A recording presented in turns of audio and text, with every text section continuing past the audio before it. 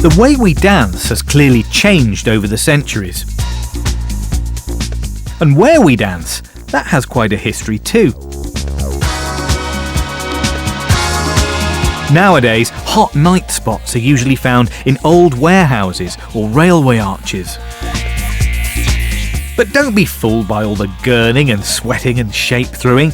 They're not doing the foxtrot, but this is still a ballroom, and these dancers are simply following in the footsteps of many generations before them.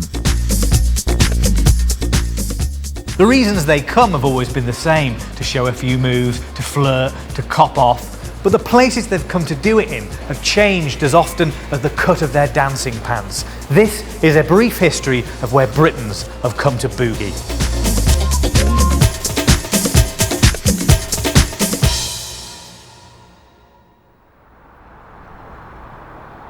Get a load of these hoofers.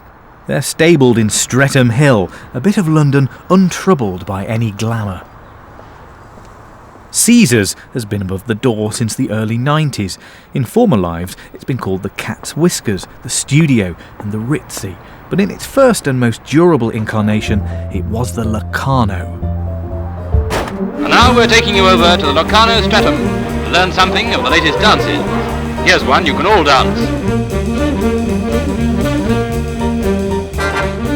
This Locarno opened in 1929. There were others too, in Glasgow, Leeds, Liverpool and Hull. In its heyday, over 2,000 people strutted and sweated here. In recent years, though, they've struggled to get 200 through the doors. And soon, it'll be time for the last tango in Streatham. The Locarno is going to be knocked down to make way for a shopping mall and some flats. Another legendary dance hall has already closed its doors for the last time. Like the Locarnos, the Hammersmith Palais had once been part of the mighty Mecca dancing chain. All were run by the man who invented Miss World, Eric Morley. There was a Palais de Dance in Edinburgh. That became a bingo hall. And the Palais in Ilford has been replaced by flats. Can you see a pattern developing? It was once so different. Hello! Before the wrecking ball smashed this place to bits, some of the people who were regulars at the Streatham Locarno in the 1940s and 50s have come back for one last look. Last time they were here, many of them were in their 20s. So it's still got those beautiful chandeliers as well. Wonderful. Yeah. So did you all have a good time when you came here? Very much so. Lovely. Very much so. It was famous. This was the place to come. You couldn't wait to get in the front door. Couldn't wait to take your coat off, look over the balcony that's still up there, and see how many people were here. The music was wonderful. Back then, it was real music too, no records. Band leaders like Ted Heath, Edmundo Ross and Joe Loss waggled their batons. On Saturdays and Sundays, the Locarno was open during the hours of daylight too. Some people spent pretty much the whole weekend here, just nipping home to reapply their lippy and slip into a fresh frock. I used to come 3 times on a Sunday.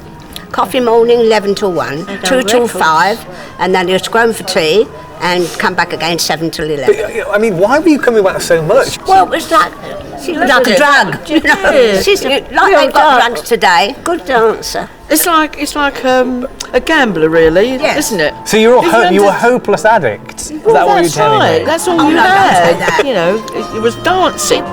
Yes.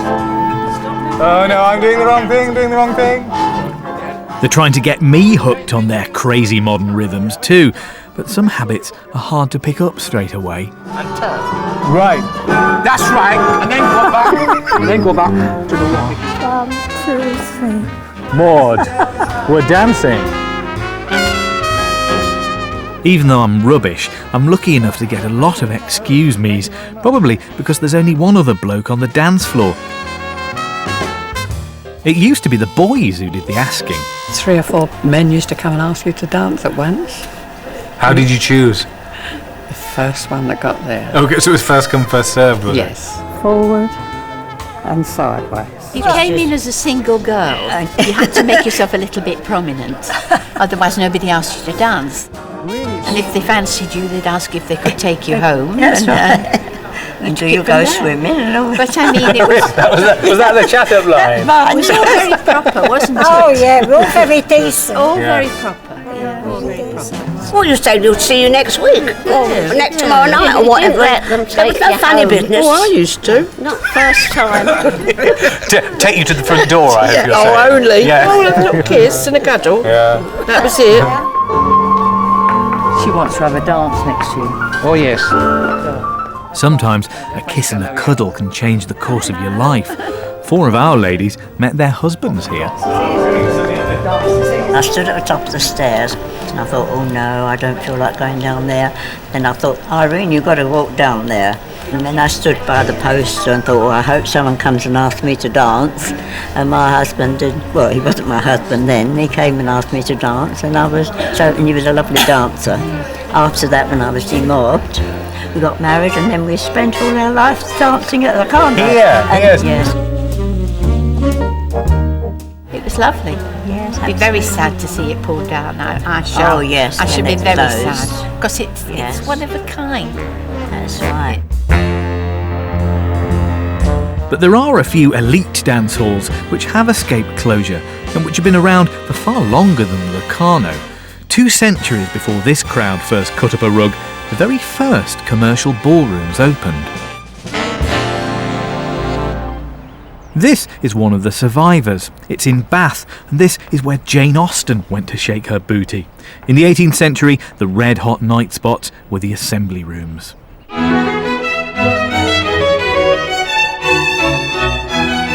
They were the first public buildings to be designed for dancing, and the first to charge you for the privilege. If you coughed up a guinea, you could come to dances here every Monday and Thursday throughout the season. Before that, it was a breathless barn dance or a bit of maypole action, or if you were posh enough, a gavotte up at the big house. But even if you were a knob, you had to wait for someone to throw a party, someone with access to a venue. Many a rake must have sweated with frustration as he attempted to find somewhere to hold his balls for the amusement of fine company. 1,000 people could dance in this ballroom without treading on each other's corns. Soon, anywhere with a few trendy Enlightenment types had a set of assembly rooms, from Edinburgh to Norwich. When these were built in the 1770s, Bath already had 2 other purpose-built dance palaces. And a bit of leg shaking goes on in them even today.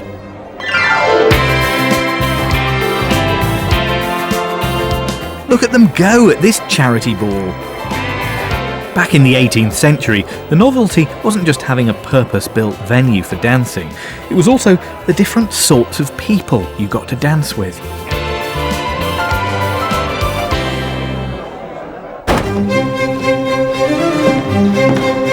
And that had a lot to do with a self-professed gambler, fool and whoremonger, Richard Beau Nash.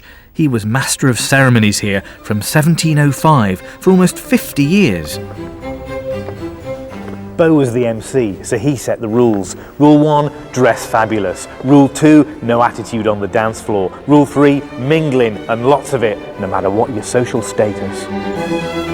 At one of the balls I hosted, a Dutch princess complained to me, "Sir, that man over there is a common farmer."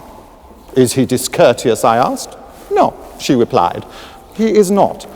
"Is he badly dressed?" "No, not that either, but how can you expect a woman of my standing to share a public space with a common farmer?" I told her I understood completely and banished her from the ball. Nash set a strict timetable. Dancing kicked off at 7 and finished at 11. No buts. Even if the orchestra was halfway through a gavotte, or Princess Amelia was begging for one more go around the floor. Nash liked to mix his pleasures, and that would prove his undoing. The Assembly Rooms wasn't just the Studio 54 of its day, it was an 18th century super casino. 2 whole rooms were set aside for card playing. The government of the day wasn't like ours. It didn't see roulette as a tool of urban regeneration. So in the 1740s, it banned most ways of having a flutter. Nash lived on his cut of the profits from the gaming tables. He played all his cards, and he died soon afterwards, broke. After Nash's demise, it all went a bit Pete Tong. The democracy of the dance floor was over. The assembly rooms became increasingly elitist. In 1816, they decided that they wouldn't admit clerks, hired or otherwise, or persons concerned in retail trades. It was a bit like those rules in modern clubs where they won't let you in if you dress too casually or you're wearing white trainers. And yet, persons concerned in retail would have been considered la-di-da at the 19th century's most extravagant dance hall. In 1898, the Tower Ballroom opened in Blackpool. Here was a palace for people who previously hadn't been invited to balls, the workers.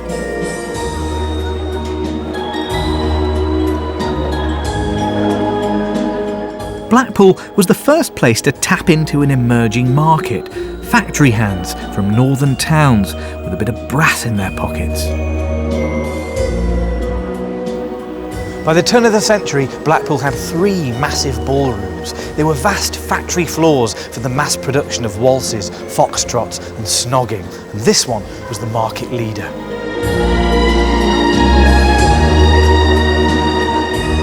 First time we came in, I was 14. Everybody was in the same, everybody came for a holiday. And it was just another world. It was like fairyland when we got in here. It was really Especially lovely. when you're young. Yeah. And I've come back over and over again. Happy memories. As you're coming up the steps and you hear the music, you think, oh yeah, we're back. Wonderful. Back again. I'm visiting the Tower Ballroom early on a weekday in March, and there are hundreds of people punishing the parquet. It's red hot. Clearly, Wednesday morning is the new Saturday night. The crowd is so mad for it that they wear out the organists. The music is non-stop, and to service the insatiable demands of the dancers, new players keep popping out the floor. We have 4 organists here, we alternate every hour. What does it feel like to be playing an organ in a place with such a long history? Me being a Manchester United fan, it's the equivalent of playing at Manchester United. It's basically the top of the tree. And do you feel moved by the spirit of Reginald Dixon, knowing that your fingers have gone where his have gone? To play that, knowing that Reg Dixon was here for 40 years and he was the world's most famous organist, it's absolutely fantastic. It's got a lot of cachet, hasn't it? I mean... Well, yeah, I mean, you could use it to your advantage, but, you know, there's... Do you get phone numbers slipped in your pockets and things like that? Yeah. Just like the 65, 70-year-old. Blackpool set the template for the Mecca style of ballroom, which would be reproduced throughout Britain in the 20th century. The next step change wasn't so much where we danced as who was calling the tune. The very first club DJ was about to make his debut in rather less lavish surroundings.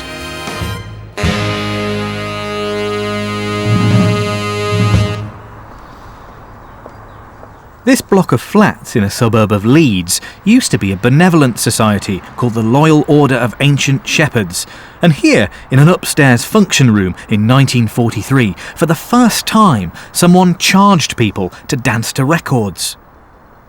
And once all a club needed was twin decks and a pair of speakers, the musicians were out of a job and the big stages were redundant.